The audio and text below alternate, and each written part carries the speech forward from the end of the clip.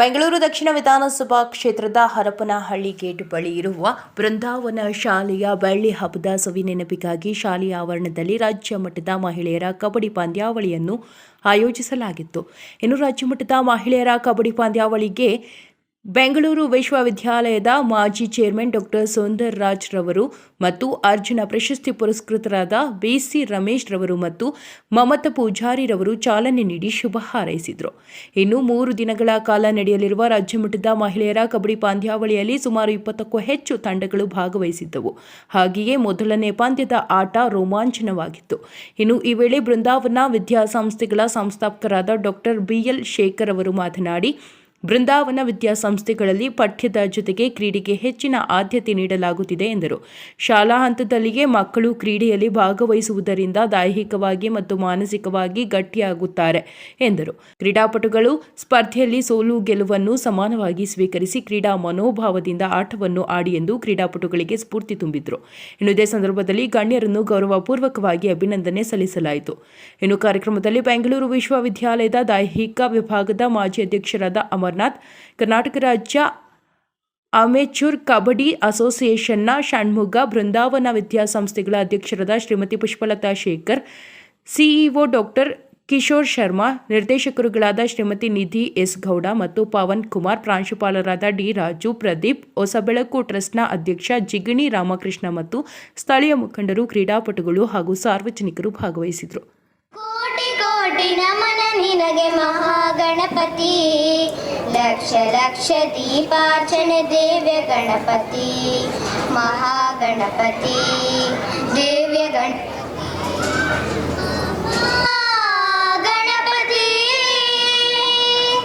ಇಳಿದು ಬಾ ಇಳಿದು ಬಾ ಇಳಿದು ಬಾ ಗಣಪತಿ, ಕೈಲಾಸಗಿರಿಯಿಂದ ಗಡಗಿಳಿದು ಬಾ, ಇಳಿದು ಬಾ ಇಳಿದು ಬಾ ಇಳಿದು ಬಾ ಗಣಪತಿ, ಕೈಲಾಸಗಿರಿಯಿಂದ ದರಗಿಳಿದು ಬಾ, ಬೆಳಗಿ ಬಾ ಹೊಳೆದು ಬಾ, ಬೆಳಗಿ ಬಾ ಹೊಳೆದು ಬಾ ಗಣಪತಿ, ಗಣಪತಿ ಮುತ್ತಿರುವ ಕತ್ತಲನ್ನು ದೂರ ಮಾಡುವ, ಮುತ್ತಿರುವ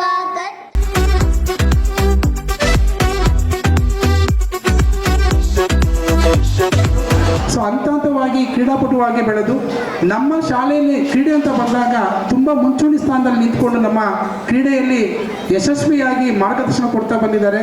ಹಾಗಾಗಿ ಅವರ ಒಂದು ಮಾರ್ಗದರ್ಶನದಲ್ಲಿ ಕಳೆದ ವರ್ಷದಲ್ಲಿ ನಮ್ಮ ಶಾಲೆಯಲ್ಲಿ ಸುಮಾರು 14 ವಿದ್ಯಾರ್ಥಿಗಳು ರಾಜ್ಯ ಮಟ್ಟದಲ್ಲಿ ಭಾಗವಹಿಸಿ, ಅದರಲ್ಲಿ ಸುಮಾರು 4 ಮಕ್ಕಳು ರಾಷ್ಟ್ರ ಮಟ್ಟದಲ್ಲಿ ಭಾಗವಹಿಸಿ ಅವರೊಂದು ನಮ್ಮ ಶಾಲೆಯ ಕೀರ್ತಿಯನ್ನು ಹೆಚ್ಚಿಸಿದ್ದಾರೆ. ಹಾಗಾಗಿ ಇಂಥ ಕ್ರೀಡಾ ಮನೋಭಾವವುಳ್ಳಂತಹ doctor B L Shekhar sir ಅವರಿಗೆ ನಮ್ಮೆಲ್ಲರ ಪರವಾಗಿ ಜೋರದ ಚಪ್ಪಾಳೆ ಮುಖಾಂತರ ಅವರಿಗೆ ಆತ್ಮೀಯವಾದ ಸ್ವಾಗತ.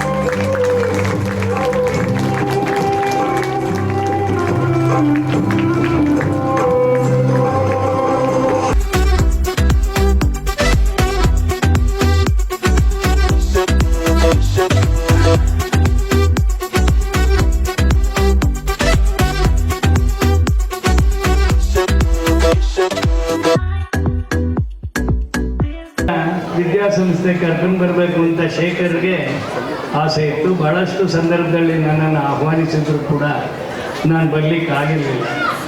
ಆದರೆ ಇವತ್ತು ಬಹಳ ಒಂದು ಉತ್ತಮವಾದಂಥ ಕಾರ್ಯಕ್ರಮಕ್ಕೆ ನಾನು ಬರಲಿಕ್ಕೆ ಮತ್ತು ನನ್ನನ್ನು ಬರಮಾಡಿಕೊಂಡಿದ್ದಕ್ಕೆ ಅವರಿಗೆ ಧನ್ಯವಾದಗಳನ್ನು ಹೇಳ್ತೇನೆ.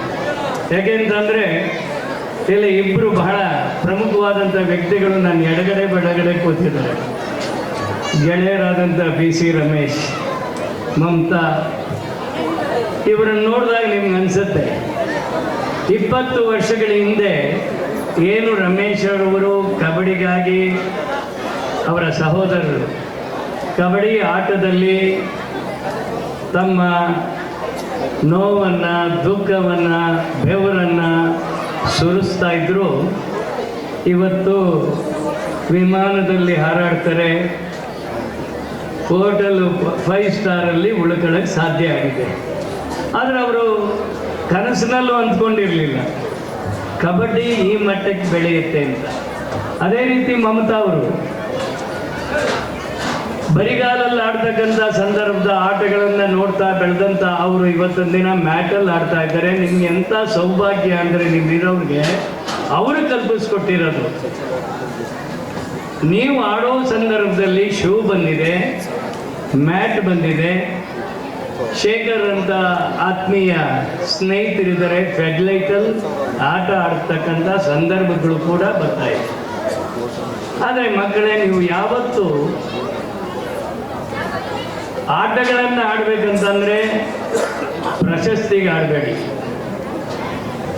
ಆಟಗಳನ್ನು ಆಡಬೇಕು ಅಂತಂದ್ರೆ ಬದುಕನ್ನು ಕಟ್ಕೊಳ್ಳೋದಕ್ಕೆ ಆಟ ಆಡಬೇಕು. ಬದುಕು ಅನ್ನೋದು ಯಾವುದು? ಇಲ್ಲಿ ನಮಗೆ ಬದುಕು ಹೇಳ್ಕೊಡುತ್ತೆ.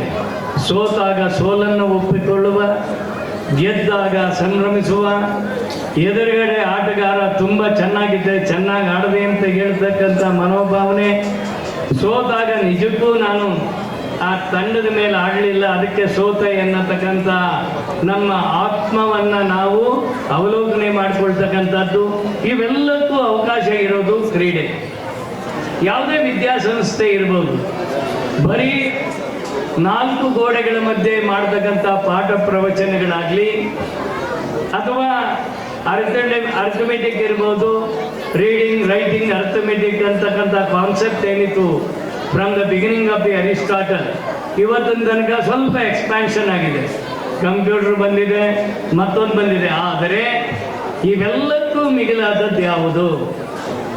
ಇವತ್ತಿನ ದಿನ ನೀವು ನೋಡ್ತಾ ಇದ್ದೀರಿ, ಇವತ್ತು ಮೊಬೈಲ್ಗಳಲ್ಲಿ ರೀಲ್ಗಳನ್ನು ಮಾಡ್ತಾ, ರೀಲ್ಗಳನ್ನು ನೋಡ್ತಾ ನಮ್ಮ ಬದುಕನ್ನು ಹಾಳು ಮಾಡಿಕೊಳ್ತಕ್ಕಂಥ ಸಂದರ್ಭಗಳೇ ಹೆಚ್ಚಾಗ್ತಾ ಇದೆ. ಇದನ್ನು ಹೊರತುಪಡಿಸಿ ನಾವು ಏನನ್ನಾದರೂ ಸಾಧನೆ ಮಾಡಬೇಕು ಅಂತಂದ್ರೆ ಇಲ್ಲಿದೆ ಅಖಾಡ, ಇಲ್ಲಿದೆ ಒಂದು ಗ್ರೌಂಡು. ಅದು ಯಾವುದೇ ಆಟ ಆಗಿರ್ಬೋದು, ಖೋ ಖೋ ಇರ್ಬೋದು, ಕಬಡ್ಡಿ ಇರ್ಬೋದು, ಕ್ರಿಕೆಟ್ ಇರ್ಬೋದು, ಯಾವುದೇ ಒಂದು ಆಟವನ್ನು ಶ್ರದ್ಧೆಯಿಂದ ನೀವು ಭಾಗವಹಿಸುವುದರ ಮುಖಾಂತರ, ಆಟವಾಡುವುದರ ಮುಖಾಂತರ ನಿಮ್ಮನ್ನು ನೀವು ತೆರೆದುಕೊಳ್ತಾ ಹೋಗ್ತೀರಿ. ನಿಮಗಾಗೋ ನೋವು, ಅಪಮಾನ, ದುಃಖ, ದುಮ್ಮಾನಗಳು ನಿಮಗೆ ಗೊತ್ತಾಗ್ತಾ ಹೋಗ್ತದೆ.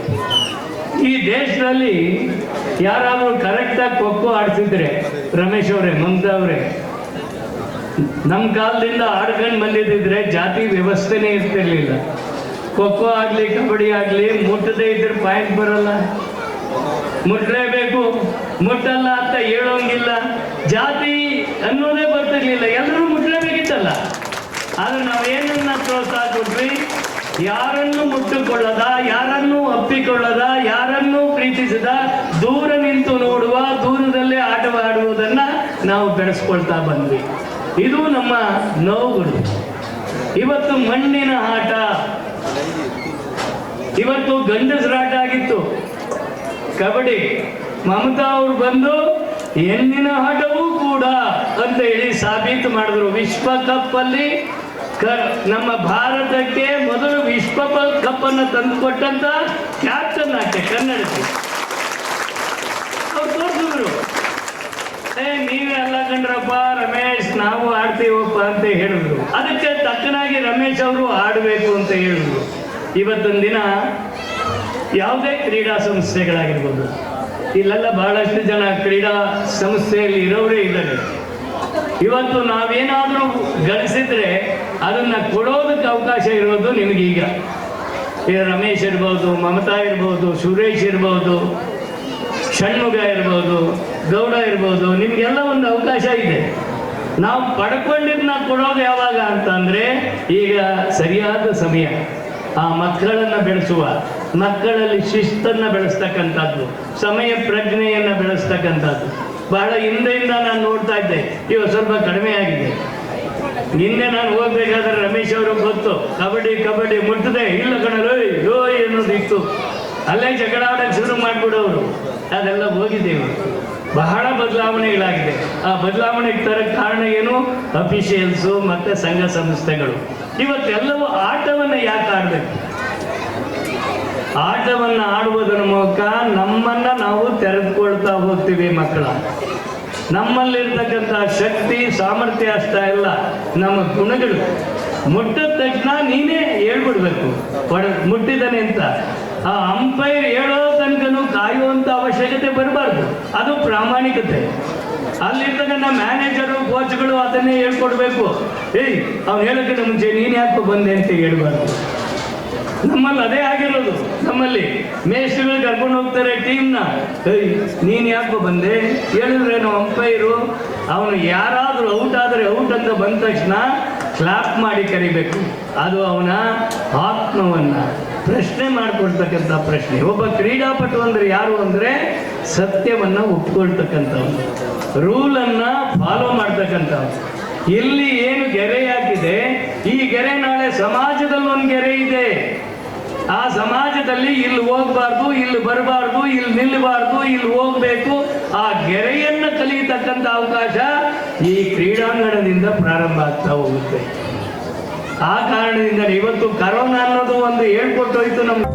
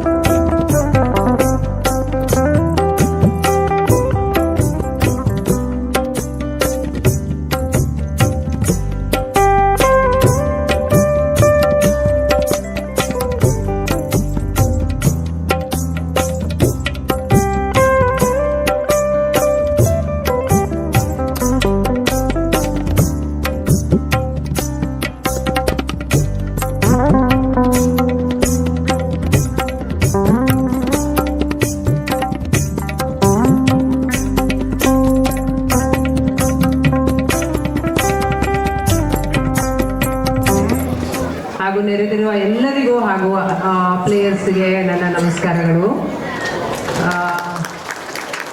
Thank you. ಫಸ್ಟಿಗೆ ಈ ಸಂಸ್ಥೆ ಬಗ್ಗೆ ನಾನು ಹೇಳಬೇಕು. BL ಶೇಖರ್ ಅವರು ಮಾಡಿರೋ ಸಂಸ್ಥೆ ಅಂದರೆ ಅವರ ಫಸ್ಟ್ ಸಂಸ್ಥೆ ಅಂತ ಇದು. ಅವ್ರ ಸಂಸ್ಥೆ ಮಾಡಿದರೆ ವಿದ್ಯಾಭ್ಯಾಸವನ್ನ ಕೊಡ್ತಾ ಇದ್ದಾರೆ ಮಕ್ಕಳಿಗೆ.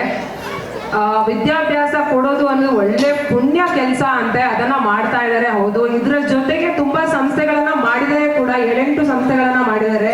ಮಾತಾಡ್ತಿರುವಾಗ ಹೇಳ್ತಾ ಇದ್ರು ಅವರ ಬಗ್ಗೆ. ಇವಾಗಲೇ ಅಧ್ಯಕ್ಷರು ತುಂಬಾ ಮಾತಾಡಿದ್ದಾರೆ, ಸೊ ಅದೆಲ್ಲ ಹೇಳಲ್ಲ. ಆದ್ರೆ ಅವರು ಸ್ಪೋರ್ಟ್ಸ್ಗೆ ಇಷ್ಟು ಎನ್ಕರೇಜ್ ಮಾಡ್ತಾ ಇದ್ದಾರೆ ಅನ್ನೋದು ನನಗೆ ತುಂಬಾ ಖುಷಿ ಆಗ್ತಾ ಇದೆ. ಇಷ್ಟು ದೊಡ್ಡ ಮಟ್ಟದಲ್ಲಿ ಒಂದು ರಾಜ್ಯ ಮಟ್ಟದ ಕಬಡ್ಡಿ ಟೂರ್ನಮೆಂಟ್ ಅನ್ನ ಮಾಡ್ತಾ ಇದ್ದಾರೆ. ತುಂಬಾ ಒಂದು ಈ ರೀತಿ ಮಾಡ್ಬೇಕಂದ್ರೆ ಮನ್ಸು ಬೇಕು, ತುಂಬಾ ಖರ್ಚಾಗುತ್ತೆ. ಆ ರೀತಿಯ ಒಂದು ಕಾಂಪಿಟಿಷನ್ ಅನ್ನ ಮಾಡ್ತಾ ಇದ್ದಾರೆ. ಇದು ಕಬಡ್ಡಿನ ಬೆಳೆಸೋಕೆ ಮೆರವಣಿಗೆಯನ್ನ ಮಾಡಿದ್ರು. ಅದರ ಉದ್ದೇಶ ಅವರನ್ನ ತೋರಿಸ್ಕೊಳ್ಳೋದಲ್ಲ, ಕಬಡ್ಡಿನ ಜನರಿಗೆ ತೋರ್ಸೋಕೆ. ಸೊ ಇದನ್ನು ನನಗೆ ತುಂಬಾ ಖುಷಿ ಆಯ್ತು. ಅವ್ರು ಮಾತಾಡ್ತಾ ಹೇಳ್ತಾ ಇದ್ರು ಕಬಡ್ಡಿನ ಬೆಳೆಸ್ಬೇಕಮ್ಮ. ಸ್ಟಾರ್ಟಿಂಗ್ ಅಲ್ಲಿ ನಾನು ತುಂಬಾ ಇನ್ವಾಲ್ವ್ಮೆಂಟ್ ಆಗ್ತಾ ಇದೆ, ಆಮೇಲೆ ಸಂಸ್ಥೆ ಜಾಸ್ತಿ ಆದಂಗೆ ನನಗೆ ಕೆಲಸ ಜಾಸ್ತಿ ಆಯ್ತು. ನಾನು ಬರ್ಬೇಕು ಕಬಡ್ಡಿಗೆ, ಇನ್ನೂ ಬೆಳೆಸ್ಬೇಕು ಅಂತ. ಥ್ಯಾಂಕ್ ಯು ಸರ್, ನಿಮ್ಮಂಥವ್ರು ಬೇಕು, ನಮ್ಮ ಕಬಡ್ಡಿ ಮೇಲೆ ಬರಬೇಕು. ಆಮೇಲೆ ಇವಾಗಷ್ಟೇ ಢಾಕಾದಲ್ಲಿ ವರ್ಲ್ಡ್ ಕಪ್ ಆಗಿದೆ, 2ನೇ ವರ್ಲ್ಡ್ ಕಪ್. ಅವರ ತಂಡದಲ್ಲಿ ಆಡಿದ ಆಟಗಾರ್ತಿ ಕೂಡ ಇಲ್ಲಿದ್ದಾರೆ. ಅವ್ರು ನಿಮ್ ಜೊತೆ ಆಡ್ತಾರೆ, ನಿಮ್ಮ ಅಪೋಸಿಟ್ ಆಡ್ತಾರೆ. ಚೆನ್ನಾಗಿ ಆಡಿ ಅವ್ರ ಜೊತೆ. ಧನಲಕ್ಷ್ಮಿ ಅವರಿಗೂ ಕಂಗ್ರಾಚುಲೇಷನ್ ಹೇಳ್ಬೇಕು, ಇಲ್ಲೇ ಇದ್ದಾರೆ ಅವರು. ಅವರ ಕೋಚ್ ಹಂಸಾವತಿ ಕೂಡ ಇದ್ದಾರೆ. ಅವ್ರು ಆಡಿರೋದು ನಮ್ಮ ಕರ್ನಾಟಕಕ್ಕೆ, ಕರ್ನಾಟಕ ಫೆಡರೇಷನ್ಗೆ, BC ರಮೇಶ್ ಅವರಿಗೂ ಕೂಡ ಅದೆಷ್ಟು ಹೆಮ್ಮೆ ಆಗುತ್ತೆ, ನನಗೂ ಕೂಡ ತುಂಬಾ ಹೆಮ್ಮೆ ಆಗುತ್ತೆ. ನಾನು ಇಷ್ಟೇ ಹೇಳೋದು ಅಂದ್ರೆ, ನಮ್ಮ ಕರ್ನಾಟಕದಿಂದ ಒಂದು ಇಂಟರ್ನ್ಯಾಷನಲ್ ಯಾರಾದ್ರೂ ಆಡಿ ಬಂದ್ರೆ ಇನ್ನೊಂದು ಇಂಟರ್ನ್ಯಾಷನಲ್ ಆಡೋ ತನಕ ತುಂಬಾ ಗ್ಯಾಪ್ ಆಗುತ್ತೆ. ಅದಕ್ಕೆ ಅದ್ ನಿಮ್ಮ ಕೈಯಲ್ಲಿದೆ, ಅದೇನಕ್ಕೆ ಗ್ಯಾಪ್ ಆಗುತ್ತೆ ಅನ್ನೋದು. ನೋಡಿ, ಒಂದು ಸುಮಾರು 31 ಜಿಲ್ಲೆ ಇದೆ ಕರ್ನಾಟಕದಲ್ಲಿ. ಇಲ್ಲಿ ಬಂದಿರೋ ಜಿಲ್ಲೆ ಎಷ್ಟು ಕಡಿಮೆ ಇದೆ. ಸೊ ಇದನ್ನೆಲ್ಲ ನೋಡಿದ್ರೆ ಗೊತ್ತಾಗುತ್ತೆ. ಚಿಕ್ಕ ಚಿಕ್ಕ ವಿಷಯ ಆಗಿರ್ಬೋದು, ಆದ್ರೆ ಕಬಡ್ಡಿ ಇನ್ನೂ ಬೆಳೆದಿಲ್ಲ ಅಂತಾನೆ ನಾವು ಹೇಳ್ಬೇಕು. ನಾನ್ ಬಂದಿರೋದು ಉಡುಪಿ ಜಿಲ್ಲೆಯಿಂದ. ಉಡುಪಿ ಜಿಲ್ಲೆ ಟೀಮೇ ಇಲ್ಲ. ನಾನು ಕೇಳಿದೆ, ಉಡುಪಿ ಬಂದಿಲ್ವಾ ಅಂತ. ಪ್ಲೇಯರೇ ಇಲ್ಲ ಅಂತೆ. ಎಷ್ಟು ಜನ ಇದ್ದಾರೆ ಅಲ್ಲಿ, ಎಷ್ಟು ಆಟ ಆಡೋರು ಇದ್ದಾರೆ, ಅಸೋಸಿಯೇಷನ್ ಇದೆ, ಆದ್ರೆ ಟೀಮ್ ಬಂದಿಲ್ಲ.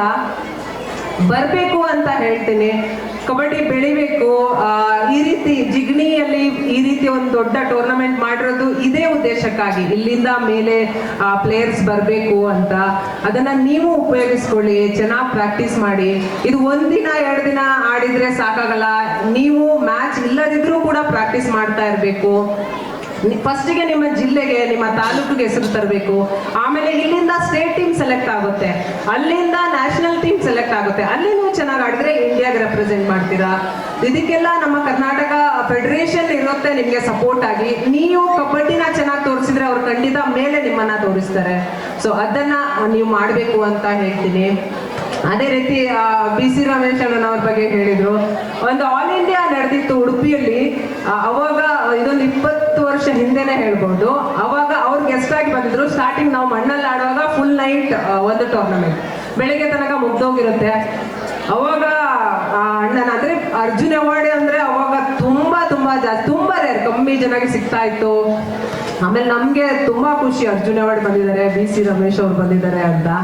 ಅವಾಗ ಮ್ಯಾಚ್ ಆಡಿದಾಗ ಅಣ್ಣ ಬಂದು ಹೇಳಿದ್ರು, ನೋಡಮ್ಮ ಚೆನ್ನಾಗಿ ಆಡೋ, ಚೆನ್ನಾಗಿ ಆಡ್ತಾ ಇದೆಯಾ, ಫಿಸಿಕ್ಸ್ ಚೆನ್ನಾಗಿದೆ, ಹೈಟ್ ಆಗಿದೆಯಾ, ಕಷ್ಟ ಪಡ್ಬೇಕು ಮಾತ್ರ ಅಂತ. ನಾನು ಪ್ರತಿ ಕಡೆ ಹೋದಾಗ ಹೇಳ್ತೀನಿ, ಗೊತ್ತಾಗುತ್ತೆ ಅದು ಇವ್ರು ಯಾರೋ ಚೆನ್ನಾಗಿ ಆಡ್ತಾರೆ, ಕಷ್ಟಪಟ್ರೆ ಸಿಗುತ್ತೆ ಅಂತ ಆ ಒಂದು ಹಿಂಟ್ ಕೊಟ್ಟಿರ್ತಾರೆ. ಸೊ ಅದನ್ನೆಲ್ಲ ನಾವು ತಲೆಯಲ್ಲಿ ಇಟ್ಕೊಂಡು ಆಡ್ಕೊಂಡು ಬಂದಿರ್ತೀನಿ. ನಾನು ಅವ್ರಿಗೆ ಯಾವಾಗ್ಲೂ ಹೇಳ್ತೀನಿ. ಸೊ ಅವ್ರು ಇವಾಗ ಫೆಡರೇಷನ್ ಅಲ್ಲಿ ಇದ್ದಾರೆ ಅಂದ್ಮೇಲೆ ನೀವು ಅದನ್ನ ಉಪಯೋಗ ಮಾಡ್ಕೋಬೇಕಾಗುತ್ತೆ. ಆಮೇಲೆ ಚೆನ್ನಾಗಿ ಆಡಿ, ಮ್ಯಾಚಸ್ ಯಾವ ರೀತಿ ಇರುತ್ತೆ, ಇವಾಗ ಪ್ರತಿಯೊಂದು ಮ್ಯಾಚ್ ಕೂಡ ಚೆನ್ನಾಗಿರುತ್ತೆ. ಇಲ್ಲಿ ಎಲ್ಲರೂ ಆಲ್ಮೋಸ್ಟ್ ಚೆನ್ನಾಗೇ ಇದ್ದಾರೆ. ನ್ಯಾಷನಲ್ಸ್ ಹೋದಾಗೂ ಇಷ್ಟೇ ಫಿಸಿಕ್ ಇರೋ ಮಕ್ಕಳೆಲ್ಲ ಬರೋದು. ಸೊ ಕರ್ನಾಟಕ ಟೀಮ್ ಅನ್ನ ಚೆನ್ನಾಗಿ ಕಟ್ಟಿದ್ರೆ ನ್ಯಾಷನಲ್ಸ್ ಅಲ್ಲಿ ಅಂದ್ರೆ ನಾವು ಜಾಸ್ತಿ ಕ್ವಾರ್ಟರ್ ಫೈನಲ್, ಪ್ರೀ ಕ್ವಾರ್ಟರ್ ತನಕನೇ ಹೋಗಕ್ಕಾಗೋದು. ಅದೇನಕ್ಕೆ ಅಂತ ನೀವೇ ಅದು ತೋರಿಸ್ಕೊಡ್ಬೇಕು, ನೀವೇ ಚೆನ್ನಾಗಿ ಆಡ್ಬೇಕು. ನೀವು ಜಾಸ್ತಿ ಅಂದ್ರೆ ಸೆಮಿಫೈನಲ್, ಫೈನಲ್ ತನಕ ಹೋದ್ರೆ ಕರ್ನಾಟಕ ಟೀಮಿಂದ 3-4 ಜನರು ಇಂಡಿಯಾ ಆಡ್ತಾರೆ. ಸೊ ಅದಕ್ಕೆ ನಮ್ಗೆ ಜಾಸ್ತಿ ಜನ ಆಡಕ್ಕಾಗಲ್ಲ. ಅದಕ್ಕೆ ಪ್ರತಿಯೊಬ್ರು ಕಷ್ಟ ಪಡ್ಬೇಕಾಗುತ್ತೆ. ಇದು ಗ್ರೂಪ್ ಗೇಮ್. ನೀವು ಒಬ್ರು ಚೆನ್ನಾಗಿ ಆಡಿದ್ರೆ ಸಾಕಾಗಲ್ಲ. ಸೊ ಅದಕ್ಕೆ ಚೆನ್ನಾಗಿ ಆಡಿ, ಕರ್ನಾಟಕ ಚೆನ್ನಾಗಿ ಟೀಮ್ ಅನ್ನ ಕಟ್ಲಿ, ನ್ಯಾಷನಲ್ಸ್ ಅಲ್ಲಿ ಚೆನ್ನಾಗಿ ಆಡಿ, ಇಂಟರ್ನ್ಯಾಷನಲ್ ಅಲ್ಲಿ ಜಾಸ್ತಿ ಜನ ಹೋಗ್ಲಿ ಅಂತ ಹೇಳ್ತೀನಿ. ಕಬಡ್ಡಿ ಫ್ಯೂಚರ್ ತುಂಬಾ ಚೆನ್ನಾಗಿದೆ. ಪ್ರೋ ಕಬಡ್ಡಿ ಬರ್ತಾ ಇದೆ, ವುಮೆನ್ಸ್ಗೂ ಬರಕ್ ಚಾನ್ಸ್ ಇದೆ.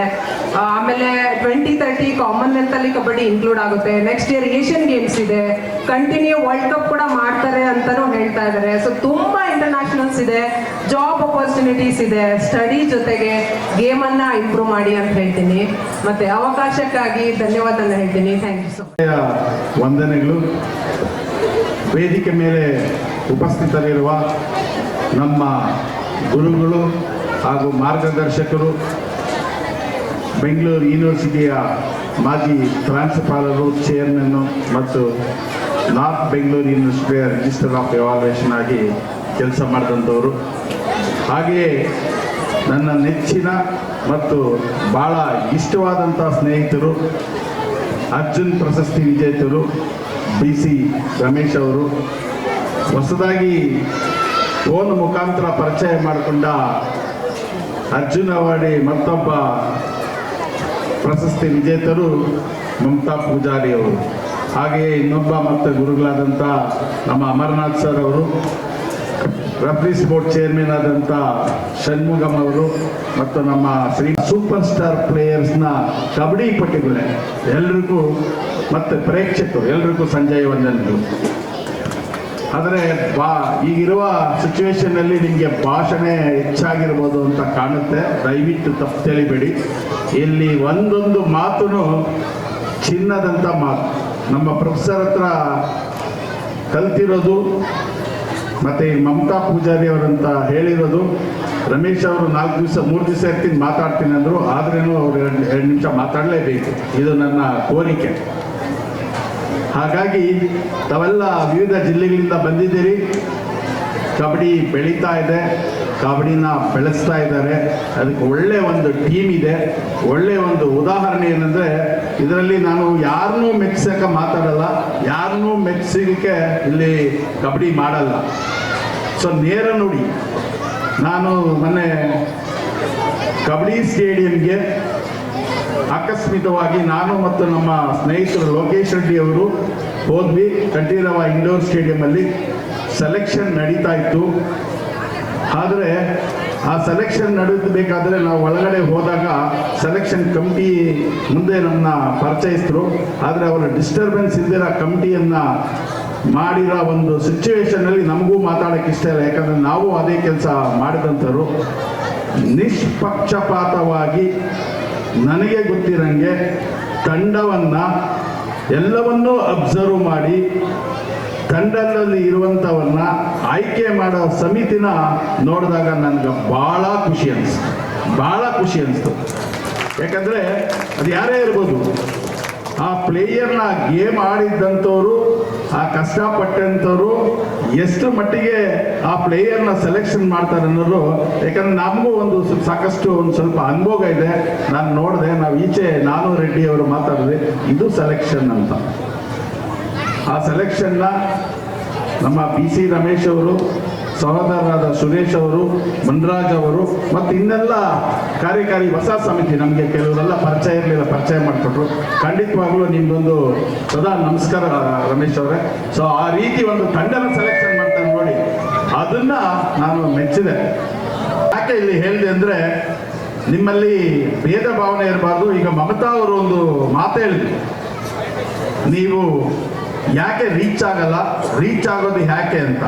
ಸೊ ಹಿಂದೆ ಬ್ಯಾಕ್ ಡೋರಿಂದ ಬರಬಾರ್ದು. ಆಸ್ ಎ ಪ್ಲೇಯರ್ ನಿಮ್ಮ ಕಷ್ಟಪಟ್ಟು ಪ್ರಾಕ್ಟೀಸ್ ಮಾಡಿ ಎದೆ ತಟ್ಟಿ ನಾವು ಮುಂದೆ ಬರಬೇಕೆ ಹೊರತು ನಾವು ಬರೀ ಸರ್ಟಿಫಿಕೇಟ್ ತಗೊಳ್ಳೋಕ್ಕೆ ಆಡಬಾರ್ದು. ಹಾಗೆ ಆಡಿದ್ರೆ ನಮ್ಮ ರಮೇಶ್ ಥರ, ಮಮತಾ ಪೂಜಾರಿ ಥರ ಮುಂದೆ ಬರೋಕ್ಕಾಗೋದಿಲ್ಲ.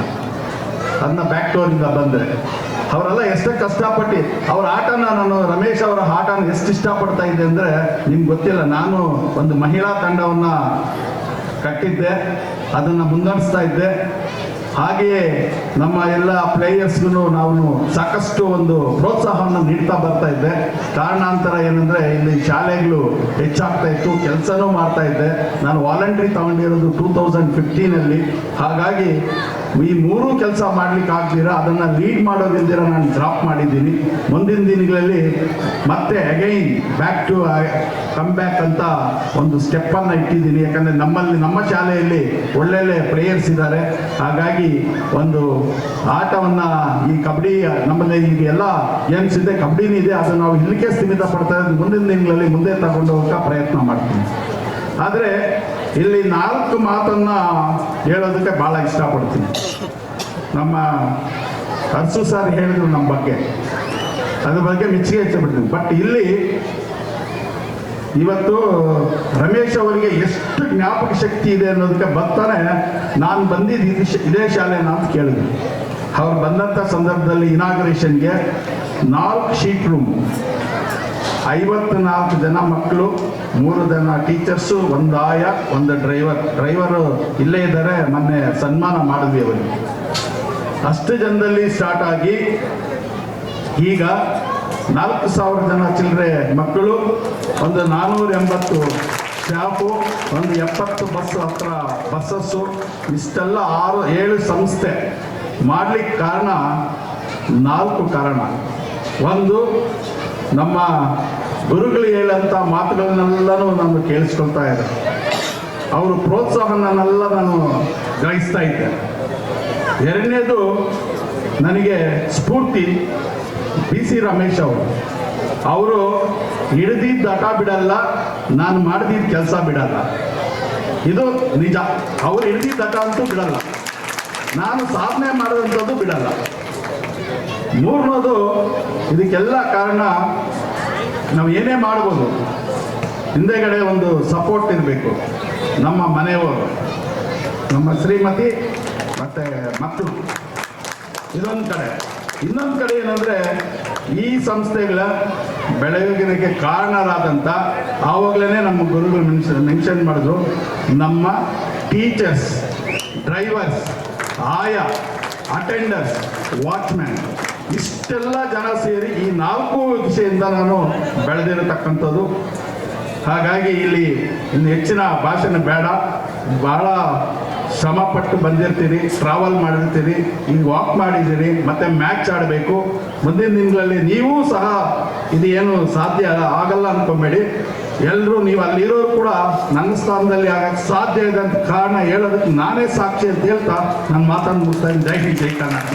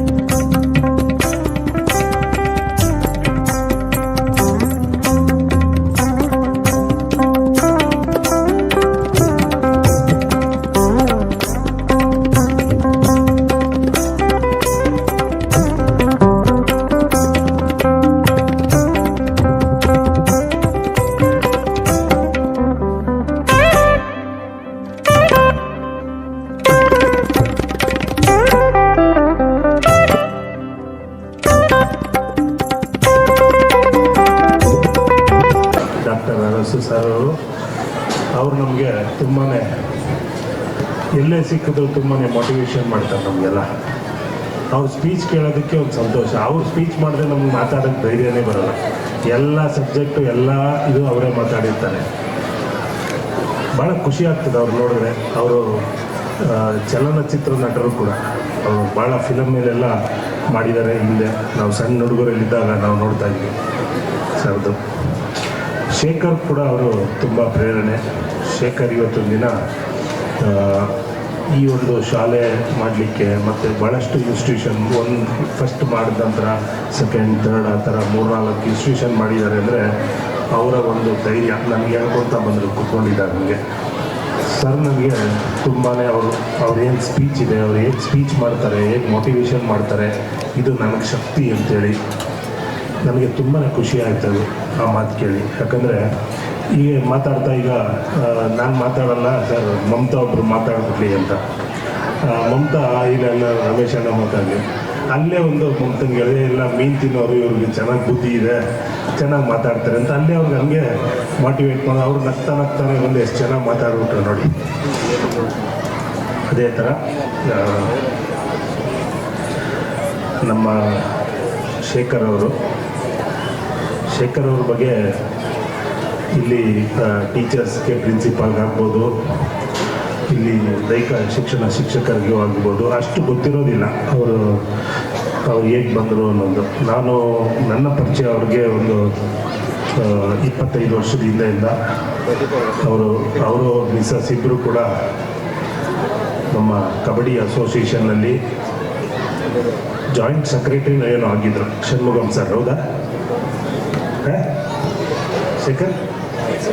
ಎಕ್ಸಿಕ್ಯೂಟಿವ್ ಮೆಂಬರ್, ಕರ್ನಾಟಕ ರಾಜ್ಯ ಅಮೆಚೂರ್ ಕಬಡ್ಡಿ ಅಸೋಸಿಯೇಷನ್ನಲ್ಲಿ ಎಕ್ಸಿಕ್ಯೂಟಿವ್ ಮೆಂಬರ್ ಆಗಿದ್ದರು. ಮತ್ತು ಪ್ರತಿಯೊಂದು ಕಬಡ್ಡಿ ಪಂದ್ಯಾವಳಿ ಬರ್ತಾಯಿದ್ರು. ಈ ಫ್ಯಾಮಿಲಿ ಒಂದು ವುಮೆನ್ಸ್ ಟೀಮ್ ಕೂಡ ಕಟ್ಟಿದ್ರು. ಪತ್ನಿಯರಿಬ್ಬರು ಬಂದು ಅವ್ರದ್ದೊಂದು ತಂಡ ತೊಗೊಂಡ್ಬಂದು ಆಡಿಸ್ಲಿಕ್ಕೆ ಪ್ರಯತ್ನ ಮಾಡ್ತಾಯಿದ್ರು.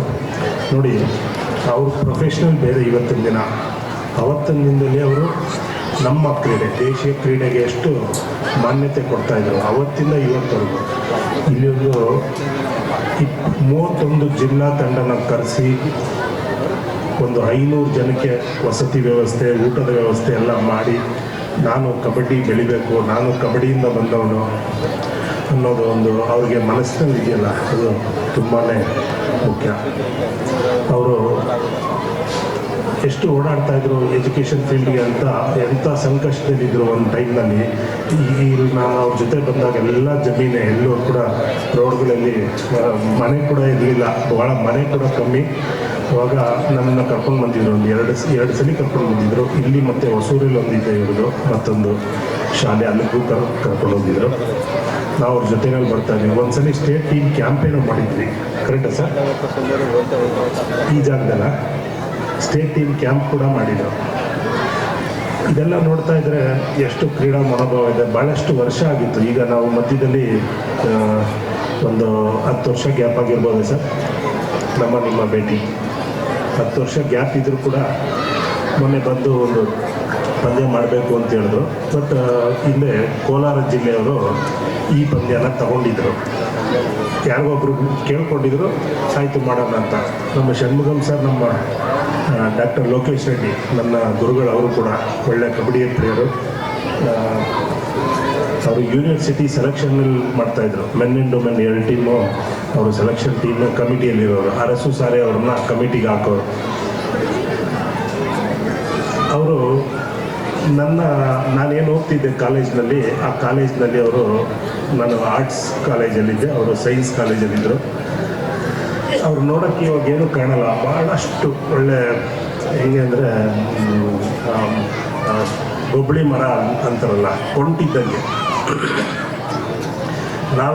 ನಾವು ಕೃಷ್ಣೇಗೌಡರು ತಮ್ಮ, ಕೃಷ್ಣೇಗೌಡರು ಅಂದರೆ HL ಕಬಡ್ಡಿ ಪ್ಲೇಯರ್, ಭಾಳ ಹೆಸರುವಾಸಕ್ಕೆ. ಅವ್ರ ತಮ್ಮ ವೆಂಕಟೇಶ್ ಅಂತೇಳಿ, ಅವರು ನನಗೆ ಒಂದು ಗುರುಗಳಿದ್ದಾಗೆ.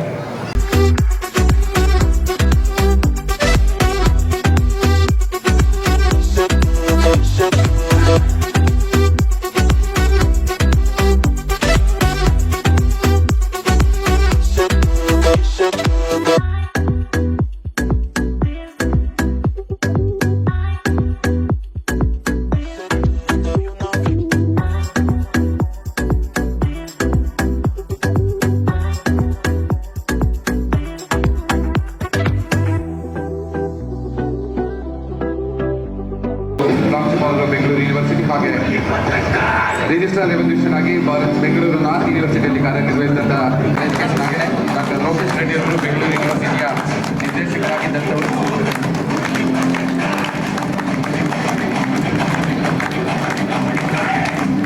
ಅದೇ ರೀತಿ ಹೊಸ ಪ್ರಕೃತಿ ಟ್ರಸ್ಟ್ ಅಧ್ಯಕ್ಷರಾದಂಥ ಶ್ರೀಯುತ ರಾಮಕೃಷ್ಣರು ಅವರು ನಮ್ಮ ಕಾರ್ಯಕ್ರಮದಲ್ಲಿ ಭಾಗಿಯಾಗಿದ್ದಾರೆ.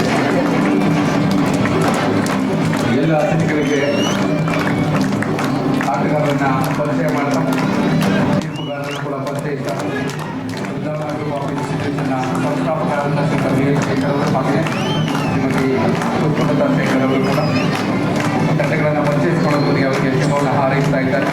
ಶುಭ ಹಾರೈಸಿದ ಎಲ್ಲ ಅತಿಥಿಗಳಿಗೆ ತುಂಬುವುದಿಲ್ಲ ಧನ್ಯವಾದಗಳನ್ನು ಅರ್ಪಿಸ್ತಾ ಇದ್ದಾರೆ.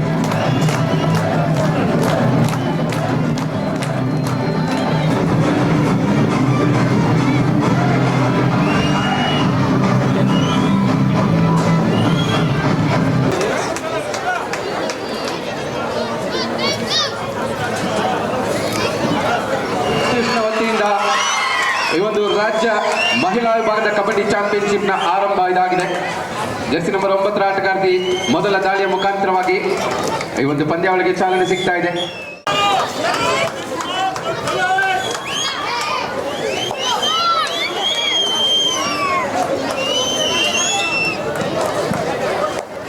ಜರ್ಸಿ ನಂಬರ್ 3ರಲ್ಲಿ ಮೊದಲ ದಾಳಿ ಚಿಕ್ಕಮಗಳೂರು ತಂಡದ ಪರವ. ಆರಂಭದಲ್ಲಿ ರಕ್ಷಣಾತ್ಮಕ ಆಟ. ಪ್ರೊ ಕಬಡ್ಡಿ ಬಂದ ನಂತರ ಕಬಡ್ಡಿಯ ಬೆಳವಣಿಗೆ ಅಂತಾರಾಷ್ಟ್ರೀಯ ಮಟ್ಟದಲ್ಲಿ ರಾಜ್ಯದ ಹಲವಾರು ಆಟಗಾರರು ಪುರುಷರ ವಿಭಾಗದಲ್ಲಿ ಈಗಾಗಲೇ ಪ್ರೊ ಕಬಡ್ಡಿಯ ತಾರೆಗಳಾಗಿ ಮಿಂಚಿರೋದು ನಮ್ಗೆ ಈಗಾಗಲೇ ಕಾಣ್ತಾ ಇದೆ. ಅದರ ಜೊತೆಗೆ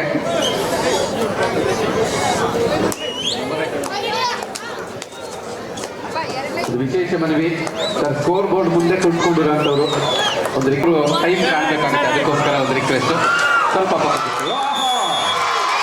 ಮೊಟ್ಟ ಮೊದಲ ಮಲ್ಟಿಪಲ್ ರೇಟ್ ಚಪ್ಪಾಳೆಯ ಪ್ರೋತ್ಸಾಹ ಇನ್ನಷ್ಟು ಸೂಪರ್ ರೇಟ್ಗಳನ್ನ, ಅದ್ಭುತವಾದ ಟ್ಯಾಕಲ್ಗಳನ್ನ ನಮಗೆ ತಂದುಕೊಡ್ಲಿವೆ. ನಾವೇನು ಕಡಿಮೆ ಇಲ್ಲ ಅಂದರೆ ಮಹಿಳಾ ಆಟಗಾರ್ತಿಯರು ಯಾರು ಹೇಳಿದ್ದು ಕಬಡ್ಡಿ ಹುಡುಗರ ಆಟ.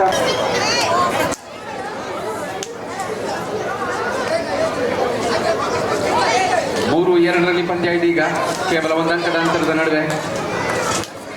ಇದನ್ನ ಹೇಳಿದ್ದು ಬಲಿಷ್ಠ ತಂಡಗಳ ಮುಖಾಮುಖಿ ಅಂತ. ಮೊದಲ ಪಂದ್ಯದಲ್ಲಿ ರೋಚಕತೆ ನಮಗೆ ಕಾಣಸಿಗ್ತಾ ಇದೆ. ಇಲ್ಲೊಂದು ಟ್ಯಾಕಲ್ ಬೆಂಗಳೂರು ನಗರದಲ್ಲಿ ಒಂದು ಪಂದ್ಯಾವಳಿ ಆಯೋಜನೆಯ ಮುಖಾಂತರ ಬೃಂದಾವನ ಗ್ರೂಪ್ ಆಫ್ ಇನ್ಸ್ಟಿಟ್ಯೂಷನ್ಸ್ ಮತ್ತಷ್ಟು ಕ್ರೀಡೆಗೆ ಪ್ರೋತ್ಸಾಹ ನೀಡೋದ್ರಲ್ಲಿ ನಾವು ಎಷ್ಟು ಮೇಲುಗೈ ಸಾಧಿಸಿದ್ದೇವೆ ಅನ್ನೋದಕ್ಕೆ ಸಾಕ್ಷಿ ಆಗ್ತಾ ಇದೆ. 1 ಅಂಕದ ಅಂತರವನ್ನೇ ಮೇಂಟೈನ್ ಮಾಡ್ತಾ ಇದ್ದಾರೆ ಬೆಂಗಳೂರು ನಗರ ತಂಡ.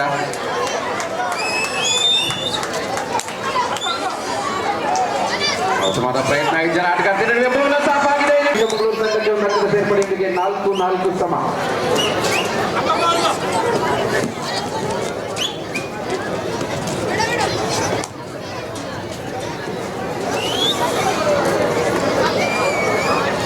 ಕಲ 4 ಅಂಕಗಳನ್ನು ಗಳಿಸಿಕೊಂಡಿದ್ದಾರೆ.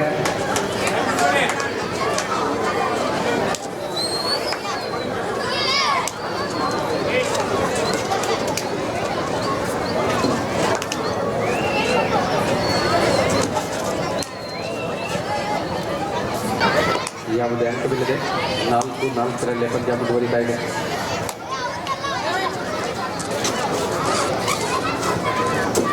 ಮತ್ತೊಂದು ಟ್ಯಾಕಲ್ ಪ್ರಯತ್ನ, ಈ ಬಾರಿ double thigh hold. 2 or dye.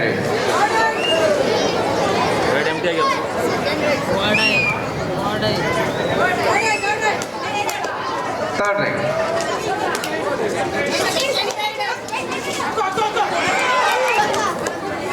Jersey number 14 Bengaluru ನಗರ ತಂಡದ ಪರವಾಗಿ.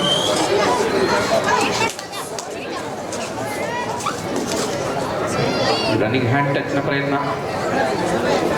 ಜರ್ಸಿ ನಂಬರ್ 2 ಚಿಕ್ಕಮಗಳೂರು ತಂಡದ ಪರವಾಗಿ ಬೋನಸ್ ಮಾಡುವ ಪ್ರಯತ್ನ. ನೀಲಕಾಯದ ಆಟಗಾರ್ತಿ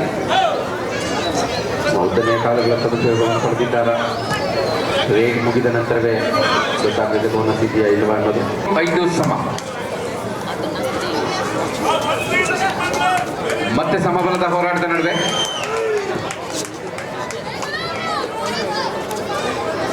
ಥರ್ಡ್ ರೈಟ್. 2 ಆರ್ ಡೈರೆಕ್ಟ್ನಲ್ಲಿ ದಾಳಿಕಾರ್ತಿ.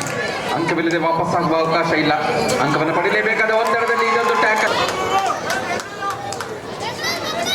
ನೀಲಕಾಯದ ಆಟಗಾರ್ತಿ ಈ ಬಾರಿ ಬೆಂಗಳೂರು ಅಂಕಣದಲ್ಲಿ ಬೋನಸ್ ಆಫ್ ಆಗಿದೆ. ಯಾವುದೇ ಅಂಕವಿಲ್ಲದೆ ವಾಪಸ್.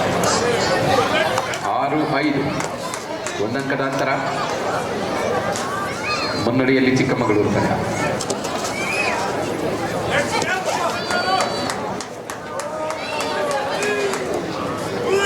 ರೇಟ್ಗಳನ್ನು ನೋಡ್ತಾ ಇದ್ದೇವೆ. 2 ತಂಡಗಳು ಕೂಡ ಸ್ಟ್ರಾಟಜಿಯನ್ನು ಬಳಸ್ತಾ ಇದ್ದಾರೆ.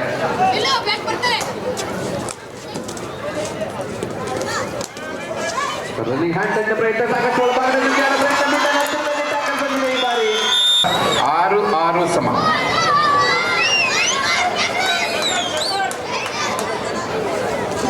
ತಂಡದ ಪ್ರಮುಖ ದಾಳಿಕಾರ್ತಿ ಸಾಕಷ್ಟು ಸಮಯ ಅಂಕಣದ ಹೊರಗಡೆ ಕಳೆದು ಇದೀಗ ಮತ್ತೆ ವಾಪಸ್ ಆಗಿದ್ದಾರೆ. ಅವರ ಅಗತ್ಯ ತಂಡಕ್ಕೆ ಸಾಕಷ್ಟಿದೆ ಕೂಡ. ಚಿಕ್ಕಮಗಳೂರು ತಂಡ 6-6 ಸಮ. ಮತ್ತೊಂದು ಎಂಟಿದೆ. ಇದೀಗ ಥರ್ಡ್ ರೈಟ್. 2 or dye. ಇಲ್ಲಿ ಕೂಡ ನೀಲಕಾಯದ ಆಟಗಾರ್ತಿಯನ್ನು ಬಳಸುವ ಪ್ರಯತ್ನ.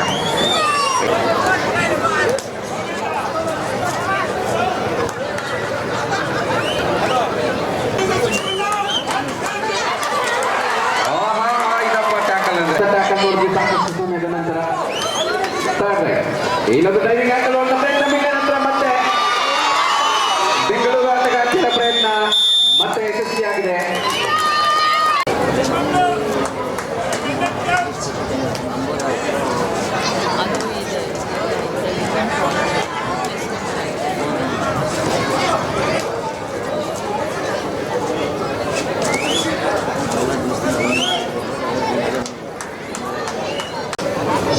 ಮತ್ತೊಂದು ಎಂಟಿ ರೈಡ್, ಸತತ ಎಂಟಿ ರೈಡ್ಗಳ ಅವಕಾಶ ಇಲ್ಲ. ಕಬಡ್ಡಿಯ ನಿಯಮ ಹೇಳುತ್ತೆ 2 ಎಂಟಿ ರೈಡ್ಗಳ ನಂತರ ಒಂದು ಡೂ ಆರ್ ಡೈ ರೈಡ್ ಬರುತ್ತೆ. 3ನೇ ರೈಡ್ನಲ್ಲಿ ತಾವು ಎಂಟಿ ರೈಡ್ ಮಾಡೋದಕ್ಕೆ ಅವಕಾಶ ಇರೋದಿಲ್ಲ. ಅಂಕವನ್ನು ಪಡೆದೇ ವಾಪಸ್ ಬರಬೇಕಾಗುತ್ತೆ. ಇಲ್ಲದೇ ಇದ್ರೆ ರೈಡರೇ ಔಟ್ ಆಗ್ತಾರೆ.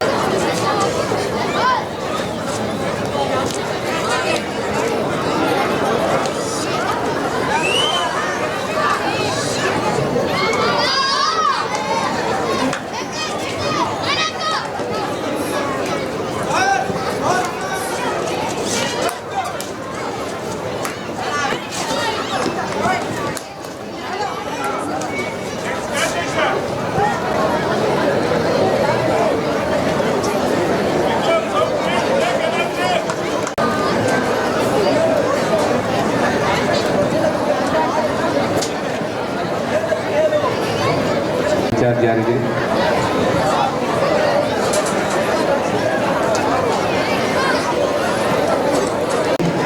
ಬೆಳಗಾವಿ ವಿರುದ್ಧ ಗದಗ್ 2 ತಂಡ ಹಾಕಿದೆ. ಆಟಗಾರನಿಗೆ ತಮಗಿದು ಮೊದಲ ಕರೆ. Belagavi versus Gadag. Voting get a note. First call for you.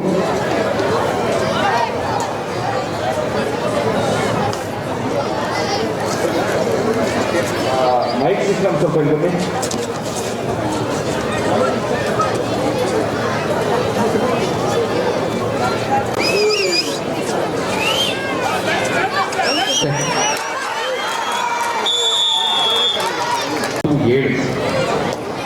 ಎರಡು ಅಂಕಗಳ ಅಂತರದ ಮುನ್ನಡೆ. ದ್ವಿತೀಯಾರ್ಧದ ಆರಂಭದಲ್ಲೇ ಟ್ಯಾಕಲ್ ಪಡೆಯೋದ್ರ ಮುಖಾಂತರ ಯಶಸ್ವಿಯಾಗಿದ್ದಾರೆ.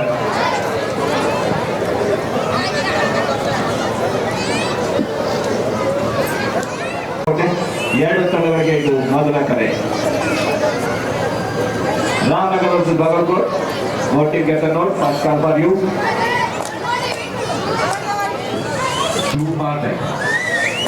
4 ಜನ ಆಟಗಾರ್ತಿ ನಡೆದಿದ್ದಾರೆ. ಎಸ್ ನಂಬರ್ 2 ಪ್ರಮುಖ ಆಟಗಾರ್ತಿಯಾಗಿ ಈಗಾಗಲೇ ಆಗಮನಗಳು.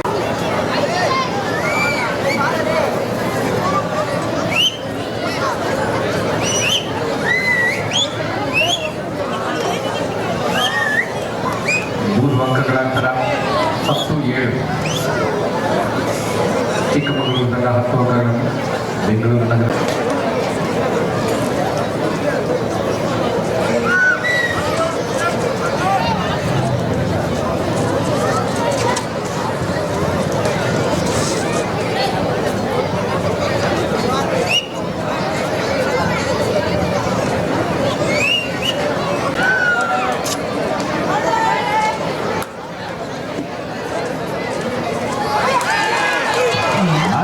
ಮತ್ತೊಂದು ಹಿಡಿತ.